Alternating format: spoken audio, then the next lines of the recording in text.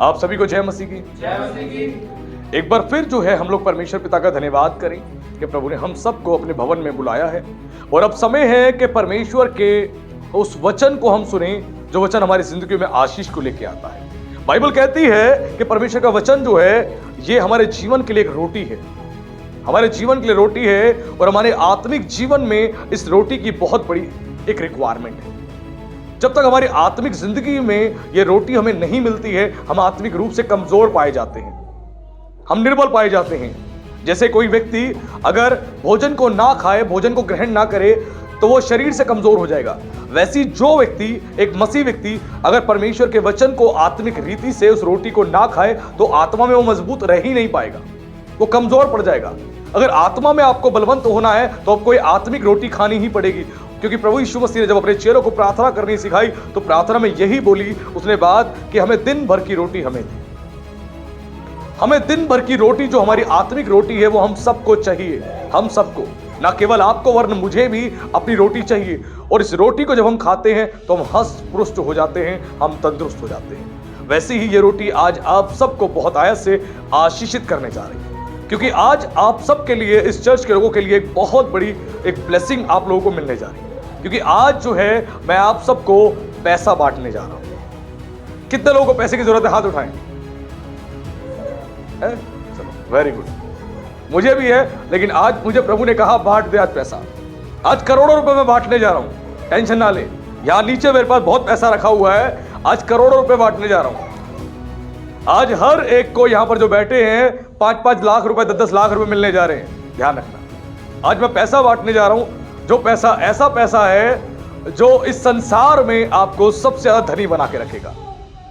मैंने क्या बोला? जिसके पास जो है वो वही बांट सकता है। मेरे पास पैसा बहुत है, मैं आपको बांट रहा हूं।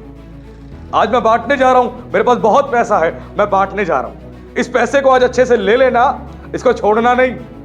ये बहुत काम आएगा आपके घर में, आपकी फैमिली में, आपके जॉब करने की जगह पे और आपके फ्यूचर में बहुत आपको हेल्प करेगा ये पैसा। ध्यान रखना, आज पैसे को बांटने जा रहा हूं। जैसे बाइबल कहती है बुरा मनुष्य मन के बुरे भंडार से बुरी बुरी बातें बोलता है, लेकिन एक भला मनुष्य अपने मन के भले भंडार से भली भली बातों को निकालता है। तो जो पैसे वाला है वो पैसा ही देगा, जो गरीब है, जो फकीर है, वो क्या देगा? मुफलिसी, और क्या देगा? वैसे ही आज आपको एक ऐसा धन मिलने जा रहा है जो आपको बहुत आयत से आशीषित करने जा रहा है। वो धन है, उस धन का नाम है विश्वास। विश्वास जो परमेश्वर के किंगडम में काम करता है, ये एक करेंसी है। विश्वास एक करेंसी है, ध्यान रखना। हम इंडिया में रहते हैं, इंडिया में एक करेंसी है, एक करेंसी है जिसको रुपीस कहते हैं। उस पैसे को हम कोई भी सामान खरीदने के लिए इस्तेमाल करते हैं। कोई भी सामान हमें चाहिए तो उसके लिए हम उस पैसे को इस्तेमाल करते हैं, उस करेंसी का इस्तेमाल करते हैं। आपको कोई कपड़ा लेना है, आपको रोटी खरीदनी है, आपको कोई घर खरीदना है, आपको पेट्रोल भरवाना है, आप एक करेंसी को पे करते हो, उसके बदले में आपको मिल जाता है। वैसे ही परमेश्वर के किंगडम में, उसके राज्य में एक करेंसी है, उस करेंसी को कहते हैं विश्वास, यानी फेथ। इस करेंसी के बिना आप परमेश्वर के किंगडम से कुछ भी नहीं ले सकते, कुछ भी नहीं ले सकते। अब परमेश्वर के किंगडम में क्या है? बाइबल कहती है कि परमेश्वर के पास एक ऐसा स्टोर है, एक ऐसा भंडार है जहां पर हम सब की आशीषें और इस पृथ्वी के हर एक मनुष्य की आशीषें स्टोर की गई। इसीलिए परमेश्वर ने क्या बोला? जब तू मेरी आज्ञा मानेगा तो अपने स्वर्गीय आकाश वाले भंडार से मैं तेरी भूमि पर समय समय पर आशीषों की अपरंपार वर्षा करूंगा। यानी परमेश्वर के पास ऐसे गोडाउन्स हैं, हेवनली गोडाउन्स हैं, जहां बहुत कुछ आपके लिए रखा हुआ है, बहुत कुछ रखा हुआ है। लेकिन वहां लेने के लिए आपको एक करेंसी का इस्तेमाल करना पड़ेगा। ये आपकी ये रुपीस वाली करेंसी नहीं चलेगी। वहां से कुछ लेने के लिए रुपीस वाली करेंसी नहीं चलेगी और ना ही वो आपके किसी काम की है। ध्यान रखना। इसीलिए मैं फिर कह रहा हूं, आज के मैसेज को बड़े ध्यान से सुन लेना, क्योंकि आज आप धनी होने जा रहे हो। मैं लाखों और करोड़ों रुपए आज आपको बांटने जा रहा हूं, लाखों और करोड़ों रुपए, और लाखों करोड़ रुपए वो इसके अंदर है, इसके अंदर जो आज मैं निकाल के दूंगा, और इसको रिसीव कर लेना, ले लेना। ध्यान रखना, इस करेंसी को अगर आपने ढंग से आज समझ लिया, इस करेंसी की वैल्यू क्या है, इस करेंसी से क्या क्या आप ले सकते हो, अगर आपने जान लिया, समझ लिया, तो आप बहुत अच्छे से यूज कर लो। और नहीं जान पाए तो आप कमजोर पड़ जाओगे। ध्यान रखना, विश्वास ही एक ऐसी करेंसी है जो हमारे लिए बहुत बड़ी आशीष का कारण बनती है। क्योंकि विश्वास जो है सभी धनों में सबसे बहुमूल्य धन है। जो इस पृथ्वी पर जितना भी धन है, आपके पास हीरे हो सकते हैं, डायमंड्स की अंगूठी हो सकती है ना, डायमंड की, आपके डायमंड्स के एयरिंग हो सकते हैं, डायमंड्स की चीजें हो सकती है, गोल्ड की चीजें हो सकती है, लेकिन उन सारी चीजों में विश्वास जो है सबसे बहुमूल्य धन है। और ये बहुमूल्य धन जो है आपको सारी समस्याओं से बचा सकता है और सारी समस्याओं को हल करने की कुंजी है इस विश्वास में। यानी ये करेंसी ऐसी है, इस करेंसी से आपकी सारी प्रॉब्लम का सॉल्यूशन हो सकता है, सारी प्रॉब्लम का। इस संसार का व्यक्ति क्या बोलता है कि संसार का अगर पैसा तेरे पास आ जाएगा तो तेरी परेशानी दूर हो जाएगी, तेरी परेशानी दूर होगी। और पैसा कमाने के लिए, पैसा बनाने के लिए इंसान क्या कुछ नहीं करता, वो कितने तरीके नहीं अपनाता। वो मल्टीपल बिजनेसेस को करता है, मल्टीपल कामों को करता है, वो करने में लगा रहता है, किसी लिए ताकि वो पैसे को कमाए। और पैसा आएगा तो पैसे से सारी आवश्यकताएं पूरी होंगी। वैसे ही परमेश्वर के किंगडम में, उसके राज्य में अगर आपको एंटर करना है और उसके राज्य में आपको कुछ भी परचेज करना है तो उसके लिए आपको करेंसी चाहिए। वो करेंसी है विश्वास, यानी फेथ। और इसके थ्रू ही आप बहुत कुछ खरीद सकते हो, बहुत सारी चीजों को ले सकते हो। इसके बिना कुछ भी नहीं कर सकते, क्योंकि परमेश्वर के किंगडम में जो कैशियर है, जो स्टोर का कैशियर है, वो आपसे इस चीज को लेगा और तभी वो देगा। यानी परमेश्वर जिन स्वर्गदूतों को आदेश देता है, वो आदेश तभी देता है जब आप विश्वास की करेंसी आप देते हो और वहां से कुछ लेते हो। इस पैसे को जब आप दोगे तभी आप ले पाओगे, वरना ले ही नहीं पाओगे। ऐसी कोई चीज नहीं है जो परमेश्वर ने आपके लिए स्वर्ग में नहीं रखी है। बाइबल कहती है जब तक मनुष्य को स्वर्ग से ना दिया जाए वो कुछ भी नहीं पा सकता। स्वर्ग से हर चीज का निर्णय होता है। आप जो पृथ्वी पर घर लेते हो, यह स्वर्ग से निर्णय होता है। आप पृथ्वी पर जो शादी करते हो, यह स्वर्ग से निर्णय होता है। आपको जो बच्चा मिलता है वो स्वर्ग से निर्णय होता है। किसी सेवक की सेवकाई को प्रभु बढ़ाता है, यह स्वर्ग से निर्णय होता है। स्वर्ग तय करता है मुझे कब देना है, किस टाइम देना है, और वो लेने का तरीका एक ही चीज है, वो है फेथ वाली करेंसी वहां चलती है उसके किंगडम में, और दूसरी कोई करेंसी चलती ही नहीं है, ध्यान रखना। और ये फेथ जो है आपके लिए बहुत ज्यादा हेल्पफुल साबित हो सकता है, ना केवल इस पृथ्वी पे वरन स्वर्ग जाने के लिए। इसीलिए विश्वास की करेंसी को अच्छे से ले लेना है, तभी आप आशीष पाओगे। क्योंकि विश्वास के द्वारा आप बहुत सारी बीमारियों से, बहुत सारी विपत्तियों से आप बच जाते हो। विश्वास के द्वारा बहुत सारी बीमारियों से प्रभु आपको बाहर निकाल देता है। विश्वास के द्वारा बहुत सारी विपत्तियों से बाहर निकाल देता है और बहुत सारी कठिनाइयों से बाहर निकाल देता है, केवल विश्वास के द्वारा। यह विश्वास आपके पास होना जरूरी है। लेकिन आज जो है बहुत सारे मसीहियों के पास विश्वास तो है लेकिन सच्चा विश्वास नहीं। विश्वास है लेकिन सच्चा विश्वास नहीं है। अधूरा विश्वास है, यह झूठा विश्वास है। जब अधूरा विश्वास या झूठा विश्वास होता है वो किसी भी काम का नहीं। एक मसीह जो है नियमित रूप से रेगुलरली वो चर्च जाता है, वो वर्शिप करता है, प्रेयर करता है, चर्च में बैठ के वचन को भी सुनता है, वो सब कुछ करता है, लेकिन उसके बावजूद भी उसके जीवन में उद्धार का कोई काम दिखाई नहीं देता। आज बहुत सारे मसीह ऐसे हैं जो चर्च में आ रहे हैं, रेगुलर आ रहे हैं, एक संडे चर्च की मीटिंग को मिस नहीं करते, एक संडे मिस नहीं करते, चर्च में सेवा भी करते हैं, वर्शिप भी करते हैं, प्रेयर भी करते हैं, ऑफरिंग्स को भी देते हैं, सेवा में सहायता भी करते हैं, बहुत कुछ करते हैं, लेकिन फिर भी उनके जीवन में उद्धार का कोई भी कार्य दिखाई नहीं देता। वो संसारिक लोगों की तरह सामान्य ही उनके जीवन में वही बीमारियां दिखाई दे रही हैं, वही गरीबी दिखाई देती है, वही परेशानी दिखाई देती है, जो एक संसारिक व्यक्ति के जीवन में वही चीज एक मसीह के जीवन में भी दिखाई दे रही है। क्यों? ऐसा क्यों? क्योंकि उनके पास सच्चा विश्वास नहीं है। जब तक आपके पास सच्चा विश्वास नहीं होगा, आप अपने जीवन में उद्धार के कार्य को पूरा होते हुए नहीं देखेंगे। और मैंने आपको कई बार प्रचारों में बताया, उद्धार में यानी सल्वेशन में 5 बातें बताई जाती हैं। पहली बात है पापों की क्षमा, दूसरी बात है सारे श्रापों से छुटकारा, तीसरी बात है परमेश्वर सारी शरीर की चंगाइयां प्राप्त करना, चौथी बात है परमेश्वर की आशीषें प्राप्त करना, और 5वीं बात है परमेश्वर की सुरक्षा प्राप्त करना। ये 5 चीजें मिलकर एक उद्धार के कार्य को पूरा करती हैं। लेकिन आज मसीहों के जीवन में ये बात देखने को मिलती ही नहीं। सालों साल से चर्च आ रहे हैं, फिर भी बीमारियों में लिप्त हैं। चर्च में आके रेगुलरली अपनी बीमारियों के लिए प्रार्थनाएं करवा रहे हैं। बीमार है, बीमारियों से पड़े हुए हैं, परीक्षाओं में पड़े हुए हैं, उन परीक्षाओं से बाहर नहीं निकल पा रहे। जब उद्धार का कार्य यही है कि तुम्हें परीक्षाओं से बचाए, उद्धार का कार्य यही है तुम्हें परीक्षाओं से बाहर निकाले, उद्धार का कार्य यही है कि तुम्हारी परेशानियों को दूर करे, उद्धार का कार्य यही है कि तुम्हारी बीमारियों को दूर करे, उद्धार का कार्य यही है कि तुम्हें वो समृद्ध करे, आशीषित करे। लेकिन फिर भी हम समृद्ध क्यों नहीं? फिर भी आज बहुत से मसीह समृद्ध क्यों नहीं है, आशीषित क्यों नहीं है? क्यों आज भी बीमारी दिखाई दे रही है? पाइल्स की, थायराइड की आज भी दिखाई दे रही है, स्टोन्स की, आज भी दिखाई दे रही है, अल्सर की, कैंसर है, शुगर है, बीपी की प्रॉब्लम्स है, अर्थराइटिस है, ब्रेन की प्रॉब्लम्स है, बैक पेन है, बहुत सारी समस्याएं बनी पड़ी हैं। क्यों है? क्योंकि उनका विश्वास तो है लेकिन अधूरा विश्वास है और सच्चा विश्वास नहीं। जब सच्चा विश्वास नहीं होगा तो काम नहीं चलेगा। जैसे इंडिया में करेंसी है, भारत की करेंसी है रुपीस, इसके एक डुप्लीकेट नोट्स भी आते हैं जिन पर लिखा होता है मनोरंजन चिल्ड्रंस बैंक, है ना। सेम देखने में लगता है कि उसी करेंसी की तरह है, लेकिन ले जाके आप शॉपकीपर को दोगे तो वो लेगा क्या? कोई सामान देगा आपको? नहीं। वो लेगा और फेंक देगा, कहेगा दोबारा मत आ जाना है मेरे पास। उसको पता है ये करेंसी चलती ही नहीं। वैसे मसीह लोग आते तो हैं, सच्चा विश्वास उनका है ही नहीं, डुप्लीकेट ले रखा है, चिल्ड्रन बैंक वाली करेंसी ले रखी है और कह रहे प्रभु कुछ दे दो ना, दे दो ना। प्रभु कह रहे कैसे दूं? डुप्लीकेट तूने ले रखा है, तेरा विश्वास सच्चा है ही नहीं। जब सच्चा विश्वास नहीं होगा तो कैसे कोई सामान लोगे? कैसा कोई सामान लोगे? आज मेरे पास जो है मैं आपको देने जा रहा हूं। मेरे पास विश्वास है, मैं विश्वास से सेवा कर रहा हूं, विश्वास से मैं उसकी सेवकाई को कर रहा हूं पिछले 10 सालों से, और मसीह जीवन में मुझे 16 साल हो चुके हैं। और इस विश्वास के द्वारा परमेश्वर ने अद्भुत काम मेरे जीवन में दिखाए हैं, ना केवल मेरे जीवन में वरन बहुतों को प्रभु ने आशीष दी है इसी मेरे विश्वास के द्वारा। और वही चीज मैं आज आपको देने जा रहा हूं। आज आपको समझना पड़ेगा, सच्चा विश्वास आपके अंदर होना जरूरी है। सच्चा विश्वास नहीं होगा तो आपकी प्रार्थनाओं के उत्तर भी नहीं आएंगे। आज बहुत सारे मसीह रेगुलरली प्रेयर कर रहे हैं, उनकी प्रार्थनाओं के उत्तर ही नहीं आ रहे, उत्तर ही नहीं आ रहे। सालों साल से प्रार्थना कर रहे हैं लेकिन उत्तर ही नहीं आ रहे। क्यों नहीं आ रहे? विश्वास तो है लेकिन सच्चा विश्वास है। नियमित रूप से रेगुलरली चर्च आ रहे हैं, वर्शिप कर रहे हैं, प्रेयर कर रहे हैं, हालेलुया बोल रहे हैं, प्रेज द लॉर्ड कर रहे हैं, सब कुछ कर रहे हैं, लेकिन विश्वास उनके पास सच्चा नहीं। सच्चा विश्वास है ही नहीं, इसलिए उनके जीवन में काम दिखता नहीं। मरकुस में लिखा है, मरकुस उसके 9:23 में यीशु ने कहा विश्वास करने वाले के लिए सब कुछ संभव है। Everything is possible.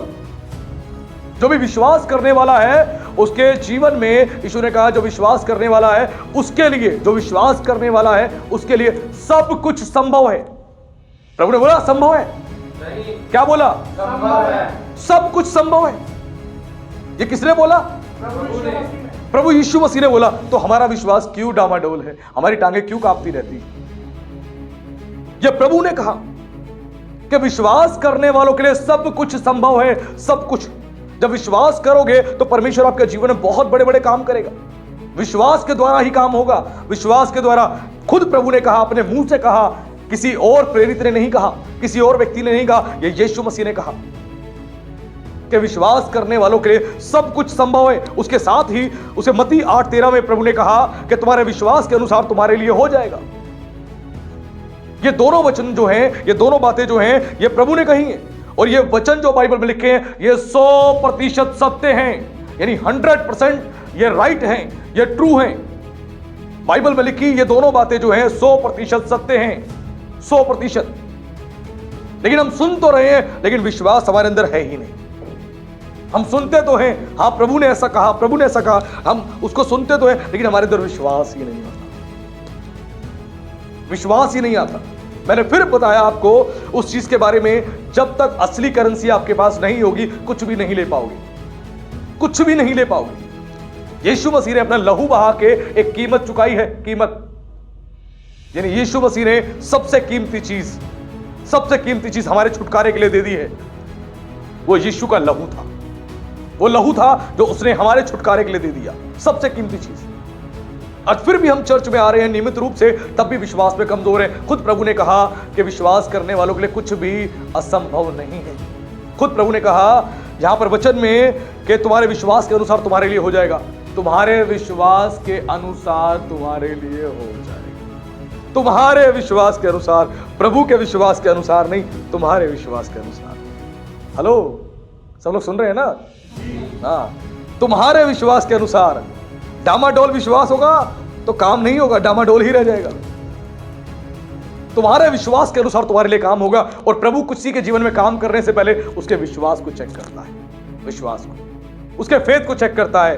जब तक आपका विश्वास नहीं होगा आपके जीवन में काम ही नहीं होंगे। आपको विश्वास तो करना ही पड़ेगा।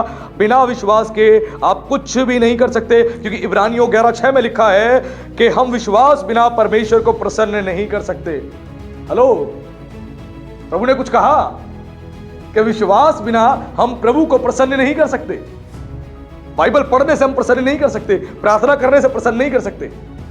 हम विश्वास के द्वारा ही यीशु को प्रसन्न कर सकते हैं। हम दान देने से उसको प्रसन्न नहीं कर सकते।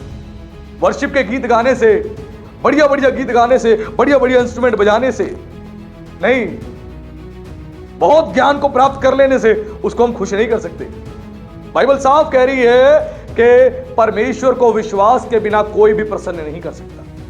विदाउट फेथ आप परमेश्वर को खुश नहीं कर सकते, कभी भी नहीं। आप चर्च में भले ही आते रहो रेगुलरली, 10 साल, 5 साल, 20 साल, 40 साल, 60 साल, 80 साल, बुढ़े हो जाओ, मर जाओ, खप जाओ, चले जाओ, कुछ नहीं होगा। क्योंकि प्रभु तो एक ही चीज से खुश होता है, वो है विश्वास। जब वो अंदर झांक के देखता है, क्या इसका विश्वास है? नहीं, इसका विश्वास तो डॉक्टर पे, डॉक्टर उपाय कर देगा। इसका विश्वास दवाई पे, इसका विश्वास इंसान पे, इसका विश्वास अपनी नौकरी पे, इसका विश्वास अपनी छोकरी पे, अपने छोकरे पे, अपनी प्रॉपर्टी पे।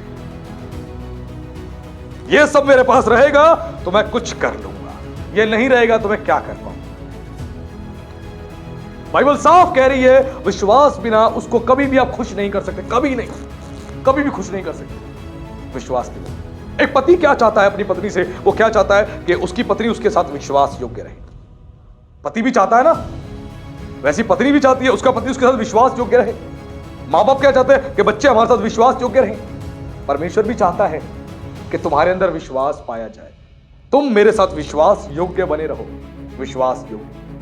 और बिना विश्वास के हम परमेश्वर को कभी भी प्रसन्न नहीं कर सकते। चाहे हम सालों साल चर्च आते रहें, सालों साल, हम बिना विश्वास के कभी उसको खुश नहीं कर सकते किसी भी हाल में। चाहे हम कुछ भी कहते रहें, हम कुछ भी कहते रहें, और जब हम विश्वास करते हैं, विश्वास के साथ आते हैं, तो परमेश्वर हमारी प्रार्थनाओं के उत्तर भी देता है।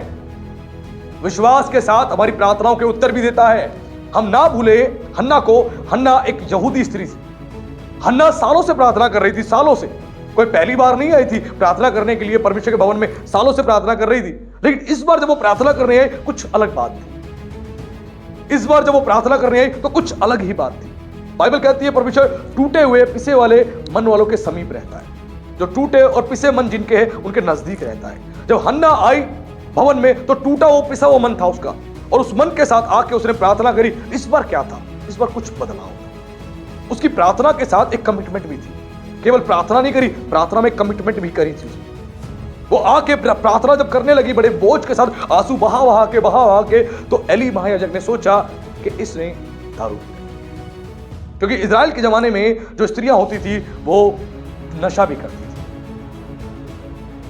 इसीलिए उसने सोचा कि शायद ये दारू पी के आ गई है, इसलिए ऐसी हरकत कर रही है। वो धीमे धीमे होठों को हिलाते हुए प्रार्थना कर रही थी और रो रही थी।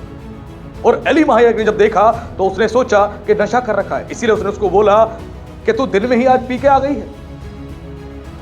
उसने बोला, हे मेरे प्रभु, मुझे ऐसी ओछी औरत मत जान, मैं ऐसी औरत नहीं हूं।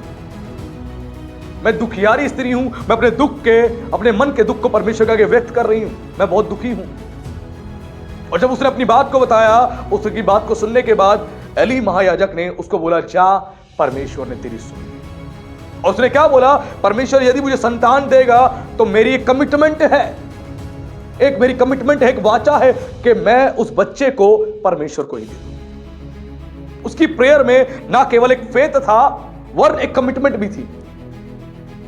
आप जीवन में अगर कुछ पाना चाहते हो, कुछ बड़ा पाना चाहते हो, वाचा भी बांधना खुदा से। वाचा बांध के जब चलते हो ना, बहुत कुछ पाते हो। वाचा बांध के चलते हो, बहुत कुछ पाते हो आप।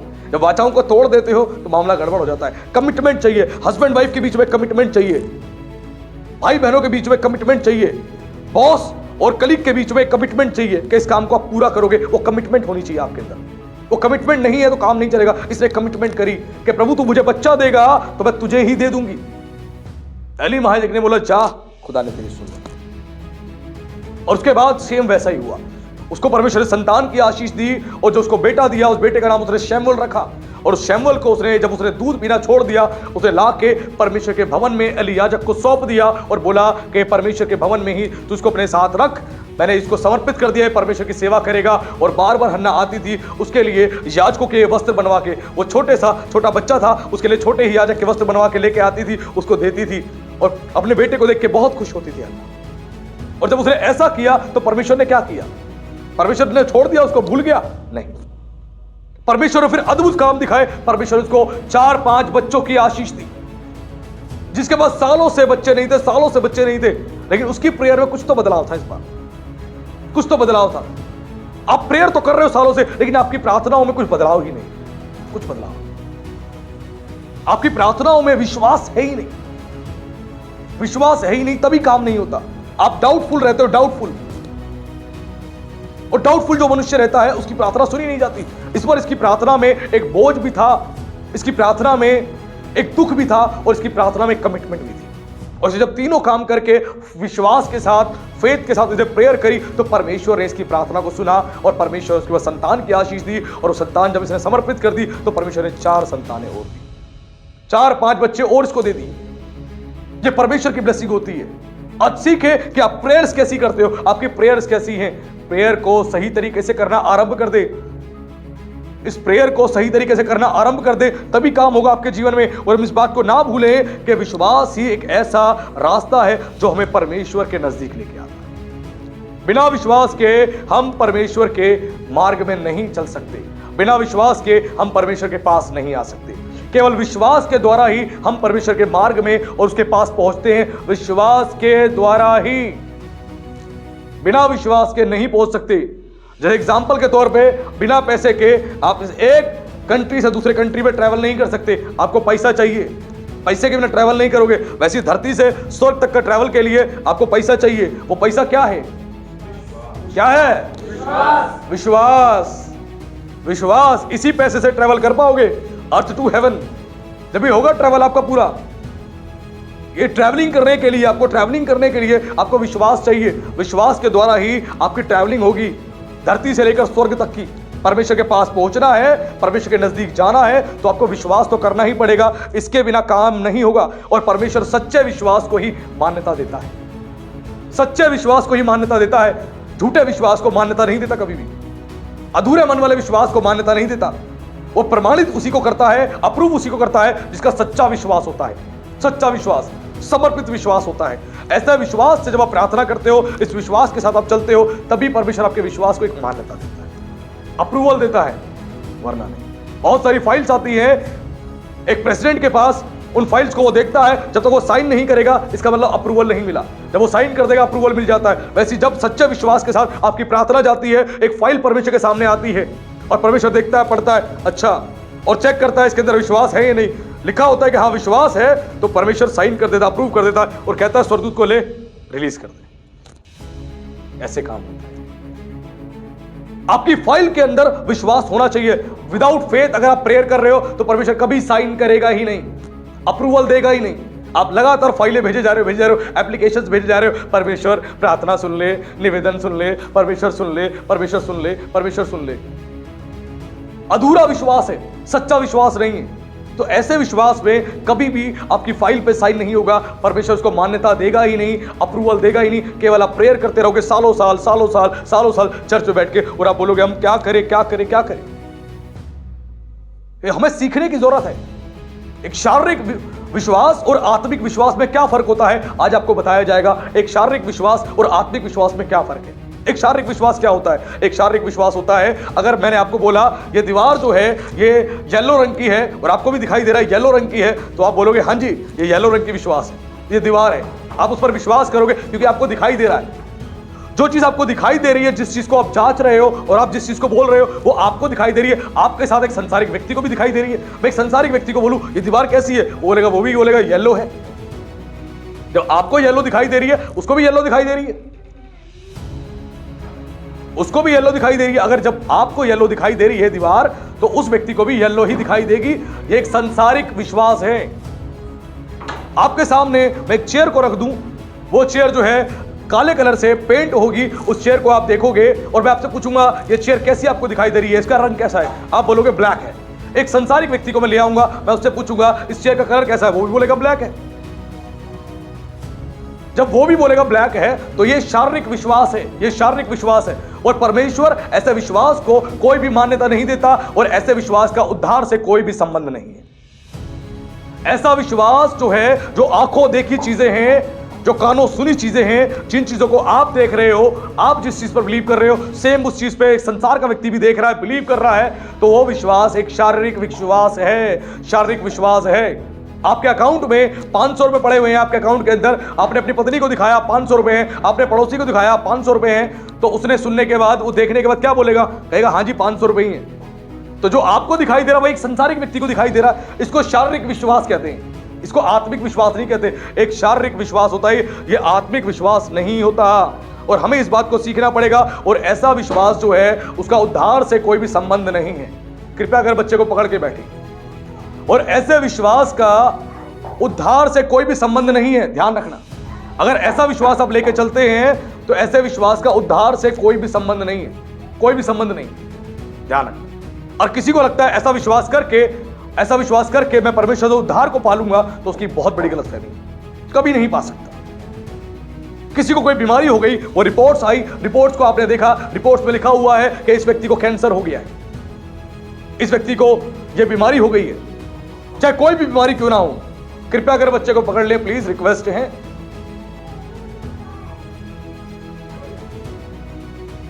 अगर किसी भी व्यक्ति की रिपोर्ट में ये निकल के आया उसको ये बीमारी है, इस बीमारी को देखकर, वो बीमारी जो लिखी हुई है उसके अंदर वो चीज आपको दिखाई दे रही है, वही संसारिक व्यक्ति ये कह रहा है कि हाँ भाई इसमें तो ये बीमारी लिखी है, आपको ये बीमारी हो गई, तो एक शारीरिक विश्वास है। वो शारीरिक विश्वास आत्मिक विश्वास नहीं है, क्योंकि जो आपको दिख रहा है वही एक संसारिक व्यक्ति को दिख रहा है। आप में और उसमें फर्क क्या है? कोई भी फर्क नहीं। जो आंखों से देख रहा है, जो कानों से सुन रहा है, जो बातें जांच रहा है, उस पर वो विश्वास कर रहा है, और वही चीज आप भी कर रहे हो। तो आप में उसमें कोई फर्क नहीं है। इसको शारीरिक विश्वास कहते हैं, इसको आत्मिक विश्वास नहीं कहते हैं, ध्यान रखना है। और हर एक मसीह को संपूर्ण रीति से बाइबल पर विश्वास करना है, संपूर्ण रीति से। आज बहुत सारे मसीह चर्च में आते हैं, चर्च में आने के बाद जब प्रचारों को सुनते हैं तो सुनने के बाद वो केवल क्या करते हैं, वो ये सोच के चर्च में आते हैं कि हम चर्च में आ रहे हैं, चलो आज पास्टर जी से कोई प्रचार हम सुन लेंगे, एक नया ज्ञान प्राप्त कर लेंगे। वो ज्ञान को लेने आ रहे हैं क्या सोच के कि हम क्रिश्चियन हैं तो हमें बाइबल के बारे में पता होना चाहिए, हमें वचन के बारे में पता होना चाहिए, इसलिए सुन लेते हैं। वो सुन लेते हैं, एक ज्ञान को लेने के लिए आ रहे हैं। वो ज्ञान तो आपको एक संसार के किसी व्यक्ति से भी मिल जाएगा, और चर्च में आओगे तो बाइबल का भी ज्ञान मिल जाएगा आपको, वो इंटरनेट पे भी ज्ञान मिल जाएगा आपको, यूट्यूब पे भी ज्ञान मिल जाएगा। लेकिन उस ज्ञान को सिर्फ पाने के लिए आप तुम सुन रहे हो तो तुम्हारे जीवन में इसका मतलब है सच्चा विश्वास नहीं, सच्चा विश्वास नहीं। एक सच्चा विश्वास जिसके अंदर होता है वो परमेश्वर को जानता है, परमेश्वर को जानने का प्रयास करता है, परमेश्वर की बातों पर विश्वास करता है। आज बहुत सारे मसीह जो हैं, बहुत सारे मसीह बाइबल के अंदर लिखी हुई घटनाओं पर विश्वास तक नहीं करते, बहुत सारे मसीह विश्वास तक नहीं करते, बाइबल में लिखी घटनाओं पे विश्वास तक नहीं करते। और कई ऐसे मसीह हैं जो चर्च में आ रहे हैं, रेगुलर चर्च में आ रहे हैं, वो बाइबल में लिखी हुई घटनाओं पर विश्वास तो करते हैं, विश्वास तो करते हैं। जैसे एग्जाम्पल के तौर पे लाल समुद्र को 2 भाग कर दिया था, परमेश्वर ने यरदन नदी को 1 भाग कर दिया था, उसके पानी को, सूर्य और चंद्रमा को रोक दिया था, मुर्दों को जिंदा किया, आंधी तूफान को शांत कर दिया। वो जब इस बातों को पढ़ते हैं तो विश्वास करते हैं कि हाँ परमेश्वर ने काम किए। लेकिन वो उनका विश्वास क्या होता है? पहले ये काम हुए थे, पहले हो सकते हैं, आज नहीं हो सकते। पहले वो काम हुए थे, पहले हो सकते हैं, वो आज वो काम नहीं हो सकते, आज वो काम नहीं हो सकते। ऐसा उनका विश्वास होता है कि आज वो काम नहीं हो सकते, पहले हुए थे। जब इस बात को कोई सोच लेता है मसीह, उसका विश्वास ऐसा होता है, तो इसका मतलब है उसके अंदर सच्चा विश्वास नहीं, सच्चा विश्वास नहीं। क्योंकि परमेश्वर युगानुयुग एक सा है, उसकी सामर्थ युगानुयुग एक सी है, वो बदली नहीं है। परमेश्वर की सामर्थ युगानुयुग एक सी है, वो बदली नहीं है। और जब तक आप ऐसा सोचोगे कि बाइबल में लिखी घटनाएं जो हैं, लाल समुद्र 2 भाग हो गया, या उसी टाइम हुआ था, आज नहीं हो सकता, उसी टाइम यरदन नदी को 1 भाग कर दिया था, आज नहीं हो सकता, है ना? आप विश्वास करते हो इन बातों पर, उस जमाने के हिसाब से आपको लगता है उस जमाने परमेश्वर ने काम किया, आज नहीं कर सकता, मुर्दा को जिंदा नहीं कर सकता, अंधों को आंखें नहीं दे सकता। अगर आप इन बातों पर विश्वास इस प्रकार करते हो, पहले हुआ आज नहीं हो सकता, पहले किया परमेश्वर ने आज नहीं कर सकता, तो बाइबल का परमेश्वर जो पहले था वही आज है। जो पवित्र आत्मा उनको दिया गया था वही पवित्र आत्मा तुम्हें दिया गया है, अलग नहीं है, वही आत्मा है। सनातन का आत्मा उसको कहा जाता है, सनातन का आत्मा। वो सनातन से काम कर रहा है। जगत की उत्पत्ति से पहले वो आत्मा था, वो स्वर्ग में विराजमान था। वो आत्मा आज भी वही सामर्थ्य आत्मा है, वही शक्तिशाली आत्मा है, वो बदला नहीं है। जो काम बाइबल में लिखे हैं, जो बाइबल में किए गए हैं, वो काम परमेश्वर आज भी कर सकता है। उसके कार्य करने में कोई भी हम शक नहीं कर सकते, कोई भी शक नहीं कर सकते। हमें याद रखना है कि हमारा परमेश्वर जो है सर्वव्यापी है, सर्वसामर्थी है और सर्वशक्तिमान है। जब इस बात पर हम यकीन करते हैं तो क्यों हम उसकी योग्यताओं पे शक करते हैं? जब इन बातों पर हम यकीन करते हैं तो हमें इस बात पर भी यकीन करना है कि हमारा परमेश्वर सब कुछ कर सकता है। एग्जाम्पल के तौर पे अगर आप में से किसी की गाड़ी खराब हो, वो कहां जाएगा गाड़ी ठीक करवाने? डॉक्टर के पास? नहीं। कहां जाएगा? मैकेनिक के पास, जिसको उसकी नॉलेज है, जो सारे पार्ट्स के बारे में जानता है, उसी के पास जाएगा। वैसे ही अगर कोई व्यक्ति है घर में, उसको पेंट करवाना, किसके पास जाएगा? पेंटर के पास जाएगा, क्योंकि जिसको नॉलेज जो करना जानता है, जिसको उस बारे में प्रॉपर समझ है। वैसे ही हमारे शरीर को किसने बनाया है? परमेश्वर ने। तो हम परमेश्वर के पास क्यों नहीं आते? हम परमेश्वर के पास क्यों नहीं आते जिसने हमें बनाया है?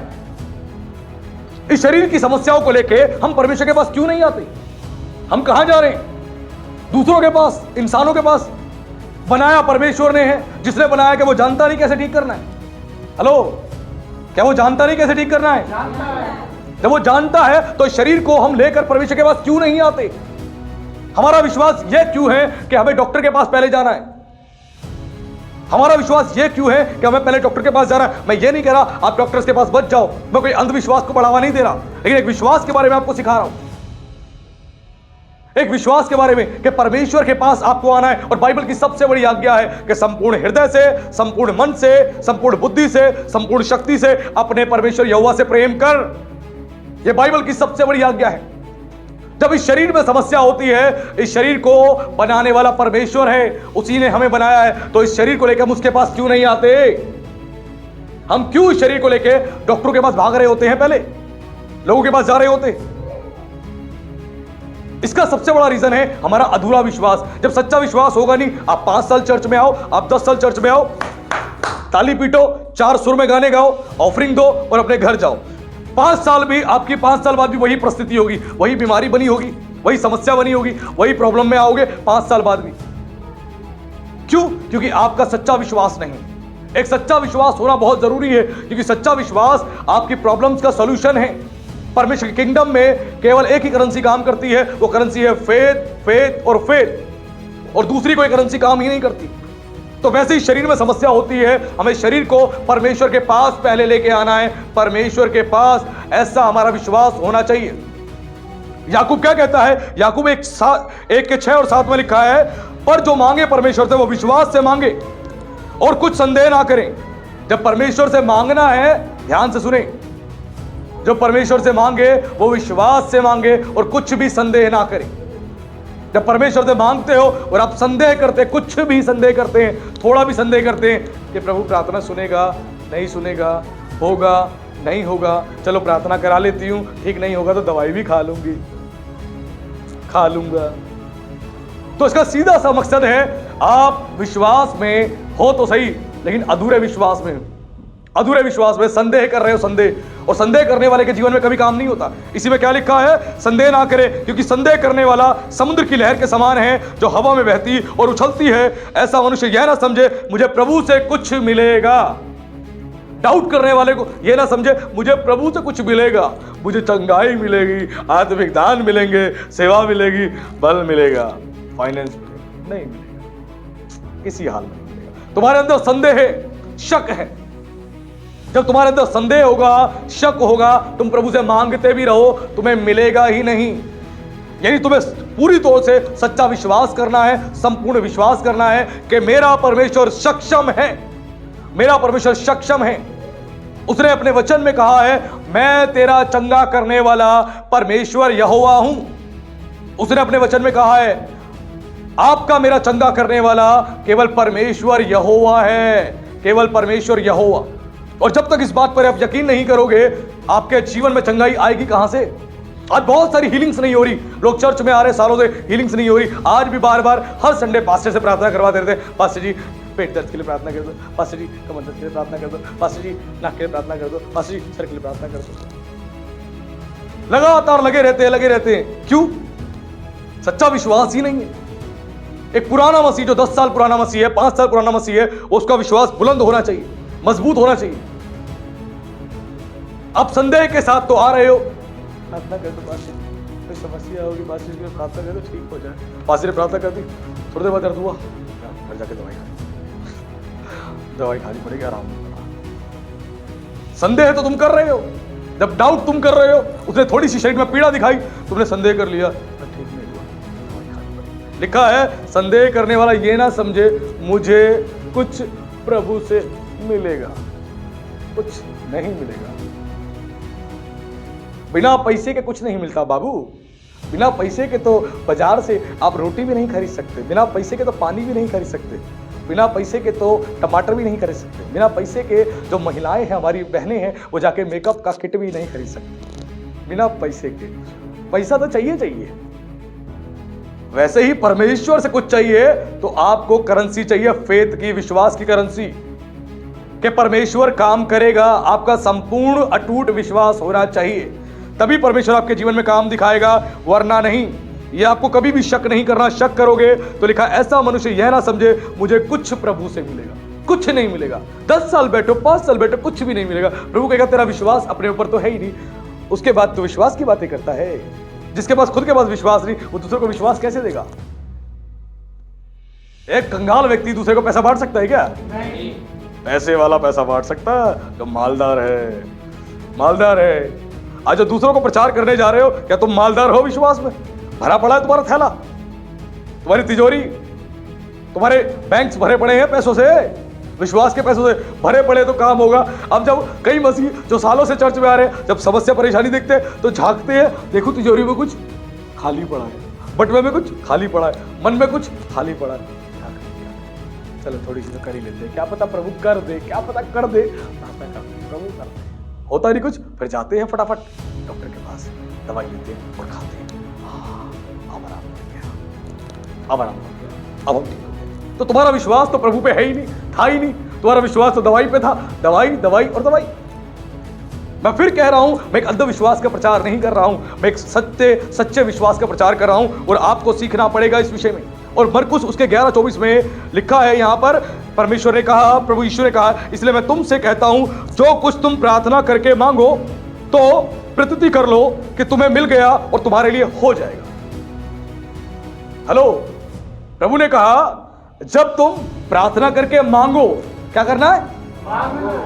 मांगना है, आदेश नहीं देना। प्रभु दे, यीशु दे, चंगाई दे, छुटकारा दे। मैंने पिछले दिनों प्रचार किया था, बताया था, कई सारे लोग एंजल्स को आदेश दे रहे, हीलिंग के एंजल्स को मैं एक्टिवेट करता हूं, के नाम से आज्ञा देता हूं, ये हो जाए वो हो जाए। यीशु के नाम से प्रार्थनाएं करनी है, यीशु के नाम से घोषणाएं करनी है, यीशु के नाम से दुष्ट आत्माओं को डांटना है, बीमारियों को डांटना है, यीशु के नाम से ब्लेसिंग्स को रिलीज करना है, लेकिन यीशु को आदेश नहीं। आज बहुत सारे लोग यीशु को डांटने में लगे रहते हैं, यीशु को डांटने में लगे रहते हैं, यीशु को आदेश देने में लगे रहते हैं, स्वर्गदूतों को आदेश दे रहे हैं। बाइबल कहती है स्वर्गदूत केवल परमेश्वर के आदेश का पालन करते हैं, केवल परमेश्वर के आदेश का पालन करते हैं, हमारे नहीं, हमारे नहीं, कि हम एंजल्स को आदेश दें, नहीं, कभी नहीं, कभी भी नहीं। एक दिन जब मैं प्रार्थना में था, मैं बहुत देर जब मैं प्रार्थना में बैठा रहा, कई घंटे प्रार्थना में हो गए थे, तो मैंने अपने बगल में मैंने पंखों की आवाज सुनी। मैंने ऐसे पंखों की आवाज सुनी जो हेलीकॉप्टर जैसे पंखों की आवाज आती है, मेरे कानों में ऐसी सी आवाज आने लग गई, आवाज आने लग गई। आवाज आते आते अचानक से मैंने आत्मा में क्या देखा, मैं बैठा हुआ हूं शरीर में प्रार्थना में, आत्मा मेरी बॉडी से बाहर निकला और सीधा घूम के देखा, मेरे बगल में बहुत लंबा चौड़ा 30-35 फुट लंबा चौड़ा एक स्वर्गदूत खड़ा है मेरे बगल में, विशाल, उसके हाथ में एक तलवार है, वो खड़ा है। और जब मैंने उस स्वर्गदूत को देखा तो मैंने आत्मा में उससे बात करने की कोशिश करी, बता तू कौन है, तेरा नाम क्या है। मैंने बात करने की कोशिश करी, वैसे ही पवित्र आत्मा ने मुझे कहा छूटते ही कि तू उससे बात। उसको मैंने जिस काम के लिए खड़ा किया है वो यहां खड़ा है, तू केवल मेरा काम। जब तक परमेश्वर आदेश ना दे वो स्वर्गदूत भी मुझसे बात नहीं कर सकता, आपसे बात नहीं कर सकता। आज हमें समझना पड़ेगा हम किस जगह स्टैंड कर रहे हैं, किस जगह पर स्टैंड कर रहे हैं, आज हमारा विश्वास कैसा है, विश्वास कैसा है। प्रभु ने कहा जब तू प्रार्थना करे तो विश्वास से प्रार्थना में मांगे, प्रभु से मांगना है। अपने बाप से मांगते, अपने बाप को आदेश देते हैं। आप में से किसी का बेटा है जो बाप कहता है बाप 5,000 निकाल, चल फटाफट दे, मुझे कुछ काम है कोई? बोल के देखो अपने पिताजी से क्या होगा। बदले में 5,000 झापड़ मिलेंगे 5,000 झापड़, है ना। कोई अपने बाप से ऐसा नहीं कहता, वैसे परमेश्वर से हमें मांगना है। आजकल के सो कॉल्ड ले प्रीचर्स कुछ भी सिखा रहे हैं, परमेश्वर से मांगना है, आदेश नहीं। उनकी मिनिस्ट्री को मत फॉलो करो, बाइबल को फॉलो करो। पास्टर नवीन को फॉलो मत करो, बाइबल को फॉलो करो। मैं फिर कह रहा हूं, बाइबल को फॉलो करो। मुझे फॉलो करोगे गड्ढे में गिर जाओगे, किसी पास्टर को फॉलो करोगे गड्ढे में गिर जाओगे। यीशु ने कहा फॉलो मी, जो मुझे फॉलो करेगा वो अंधकार में ना चलेगा, वो जीवन की ज्योति पाएगा। बाइबल परमेश्वर का वचन सबसे ऊंचा स्थान रखता है, इसके सामने कोई मैन ऑफ गॉड नहीं है। जो कहते हैं मैन ऑफ गॉड सबसे बड़े हैं, कोई मैन ऑफ गॉड बड़ा नहीं। परमेश्वर के वचन के सामने कोई मैन ऑफ गॉड बड़ा नहीं, सब छोटे हैं, सब छोटे हैं। परमेश्वर हमें योग्यता देता है, उस योग्यता से हम सेवा करते हैं जो योग्यता देता है। इसीलिए लिखा है जब तू प्रार्थना करके मांगे तो पहली चीज क्या बताएगी, प्रार्थना करके मांगना है। और दूसरी बात क्या बताएगी, जब तू मांगे तो प्रतीति कर ले, यानी बिलीव कर ले, क्या है कि तुझे मिल गया है। विश्वास कर ले मिल गया है। समझ आ रहा है कुछ? प्रार्थना करते जैसी मांगोगे आपको सबसे पहले बिलीव करना है मिल गया, और मिलने के बाद कैसे खुश होते हैं हम, ओ प्रभु तेरा धन्यवाद। अब आगे से ऐसे जब प्रार्थना करो किसी भी चीज के लिए विश्वास के साथ, तो उसी टाइम बिलीव कर लो कि तुम्हें मिल गया है।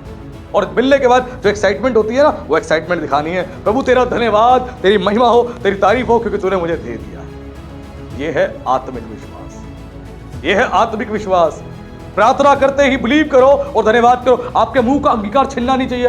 प्रभु अभी भी दर्द हो रहा है, चंगाई तो मिली नहीं प्रभु, प्रार्थना तो करी थी, चंगाई तो मिली नहीं। सामने सिचुएशन कुछ और दिखाई दे रही होगी, रिपोर्ट कुछ और कह रही होगी, लेकिन आपका फेथ कुछ और कह रहा होगा, आपका फेथ कुछ और कह रहा होगा।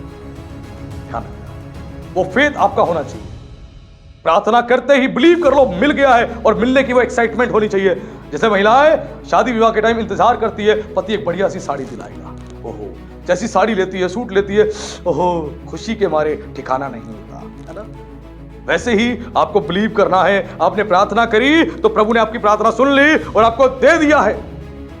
सबसे पहले इस बात पे बिलीव करना, मिल गया है। फिर कह रहा हूं मिल गया है, मिल गया है, मिल गया है। नहीं समझ आ रहा? आपने जैसी प्रार्थना करके मांगा, बिलीव कर लो मुझे मिल गया है। आपको कोई सामान चाहिए, बिलीव कर लो आ गया, ये रखा, प्रभु तेरा धन्यवाद, तेरा धन्यवाद। इमेजिनेशन, आपकी इमेजिनेशन उस स्पिरिचुअल फील्ड में, स्पिरिचुअल क्षेत्र में जाके होनी चाहिए। इमेजिनेशन होनी जरूरी है। यीशु ने कहा अगर तूने अपने मन में किसी स्त्री के लिए व्यभिचार कर लिया, गलत सोच लिया, तो तूने व्यभिचार कर लिया। मन की इमेजिनेशन से जब तुम पापी हो सकते हो, तुम वही विश्वास की इमेजिनेशन से तुम चंगे भी हो सकते हो। सिचुएशन पे नहीं, केवल खुदा के वचन पे बिलीव करे। यह संपूर्ण और सत्य विश्वास है, सत्य विश्वास है, और इस पर आपको बिलीव करना है। और आगे लिखा है और तुम्हारे लिए हो जाएगा। जब तुमने बिलीव कर लिया मुझे मिल गया है, तो बाइबल कह रही तुम्हारे लिए हो जाएगा। डोंट वरी, कोई टेंशन नहीं लेना। तुमने विश्वास से प्रार्थना करी, तुमने किससे मांगा है?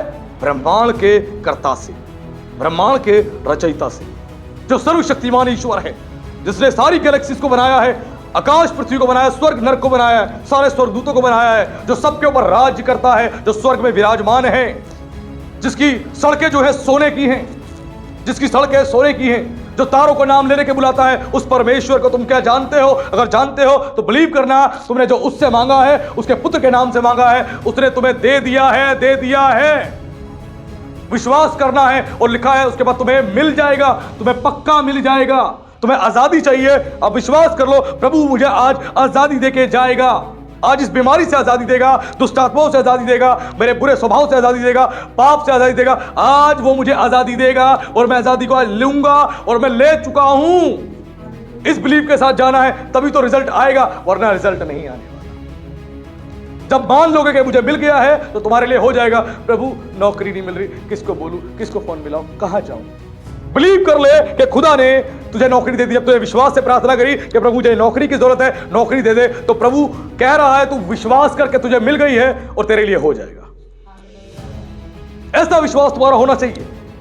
इसी विश्वास को समझने की जरूरत है। मैं अपने जीवन की घटना बताता हूं। जब प्रभु ने मुझे 2011-12 में जब मुझे रखा था प्रेयर में, नॉन स्टॉप प्रभु ने प्रेयर में मुझे रखा, तो मुझे शुरू में नहीं बताया था वो मुझे कितने टाइम तक रखेगा। प्रभु ने मुझे कहा कि केवल अपना समय प्रार्थना में, मैंने कहा ठीक है प्रभु। मैं प्रार्थना में लग गया और धीरे धीरे 1 महीना बीता। मैंने कहा प्रभु अब नौकरी की जरूरत है। प्रभु ने कहा रुक, मैं तुझे दूंगा, विश्वास है? मैंने कहा हाँ विश्वास है। 2 महीने बीते। प्रभु मुझे प्रार्थना में तैयार कर रहा था, परमेश्वर अपने वचन के साथ मुझे तैयार कर रहा था। उसके बाद 3रा महीना बीता, घर वालों का प्रेशर आया, दबाव आया कि कब तक खाली बैठा रहेगा, कब तक खाली बैठा रहेगा।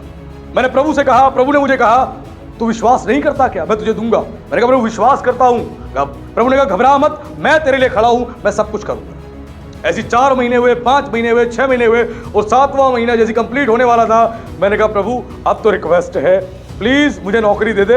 घर वाले बहुत सुना रहे, कह रहे रात दिन बाइबल लेके बैठा रहता है, प्रार्थना में लगा रहता है, ये क्या बड़बड़ाता रहता है, इस काम में लगा रहता है, रात भर बैठा रहता है, ये पागल हो गया, इसका दिमाग चल गया है। मैंने कहा प्रभु नौकरी दे दे। प्रभु ने कहा चल मैं तुझे नौकरी देता हूं। और प्रभु ने मुझे घर से बाहर निकाला। हेलो, सब लोग ध्यान से सुने। प्रभु ने मुझे घर से बाहर निकाला, मेरी बॉडी को प्रभु चलाता हुआ लेकर गया, ऑपरेट करता हुआ। प्रभु ने मुझे ऐसा अनॉइंटिंग दिया हुआ है, एक ऐसा अभिषेक दिया हुआ है जिसमें मेरे शरीर को वो चलाता है। और कई बार मेरी जुबान से प्रभु बोलता है। यही अभिषेक दाऊद के ऊपर था, यही अभिषेक एलिया के ऊपर था, यही अभिषेक एलिशा के ऊपर था, यही अभिषेक प्रभु यीशु मसीह के ऊपर था और बहुत सारे प्रेरितों के ऊपर था यही अभिषेक। और आज भी प्रभु के बहुत सारे सेवकों के ऊपर, दासों के ऊपर है कि आत्मा बॉडी को खुद चला के लेके जाता है, शरीर को चला के लेके जाता है। कोई सामान उठाओगे, आत्मा उठवाएगा तो ठीक है, नहीं तो छोड़ देगा। वो मेरी बॉडी को उसने कंट्रोल में लिया। मैं इतना प्रार्थना में रहा, इतना प्रार्थना में रहा, इतना प्रार्थना में रहा कि मैं बदल चुका था संपूर्ण रीति से। और मेरे शरीर को ऑपरेट करके ले गया, कभी इस गली में, कभी उस गली में, कभी उस गली में। और जब मैं घर से निकला उसने कहा तैयार हो, चल मैं तुझे नौकरी देता हूं। मैंने कहा ठीक है प्रभु। और जब मैं निकला तो मैं ये सोच के निकला शायद प्रभु किसी जगह में मुझे सेवा के लिए खड़ा कर देगा, कुछ लोग बैठे होंगे उनके बीच में ले जाके खड़ा कर देगा और बोलेगा यहां सेवा करिए, नौकरी दे दी। लेकिन ऐसा नहीं था। प्रभु मुझे ले गया और कभी मैं इस गली में जा रहा हूं, कभी उस गली में, वो ले जाता जा रहा है और मैं जाए जा रहा हूं। मैंने अपने शरीर को छोड़ दिया उसके हाथ में, वो मेरी बॉडी को ऑपरेट कर रहा था। वो ले जाते एक जगह पर ले जाकर उसने खड़ा कर और जहां खड़ा कर दिया उस और मेरे हाथ को उठवाया और सामने एक काला शीशा था और प्रभु ने कहा, मुझे उंगली मेरी ऊपर कर दी ऐसे और बोला, और आत्मा ने मेरे मुंह से खुद मुंह खोल के मेरे मुंह से बात करी और बोला अंदर जा। मैंने कहा ठीक है प्रभु।